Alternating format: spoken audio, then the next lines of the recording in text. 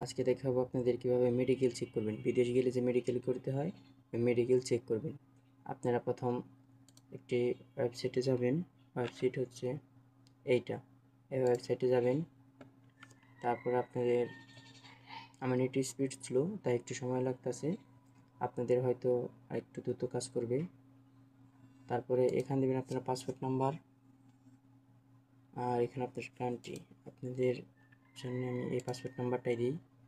তারপরে এখানে বাংলাদেশ, তারপরে চেক।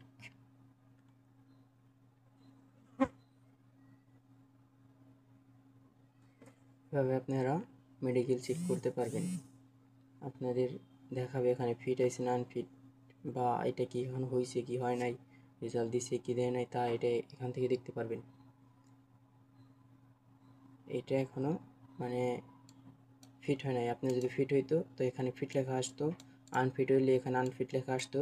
এটি একটু সমস্যা আছে, তার জন্য এখনও মানে রেজাল্ট দেয় না এটা কি হবে, ফিট হবে না আনফিট হবে। এটা এখনও মানে আপডেট হয় নাই। যদি আপডেট হয় তারপরে বোঝা যাবে যে এটা কি হবে, এখানে কি ফিট হবে না আনফিট হবে। এটা একটু সমস্যা আছে। কোনো ধরেন যখন কিনা একটু ঠান্ডার সমস্যা বা হালকা কোনো সমস্যা ধরে, তখনই এই প্রবলেমটা দেখা দেয় বেশি।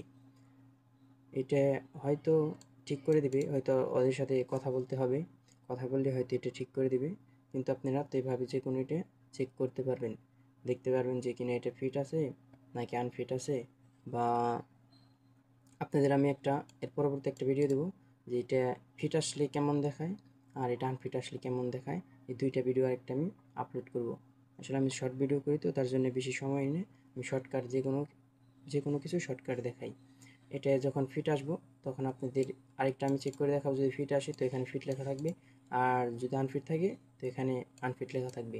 এইটা দিলাম। এটা হয়তো হালকা একটু সমস্যা আছে, তার জন্য এটা এমন দেখাচ্ছে।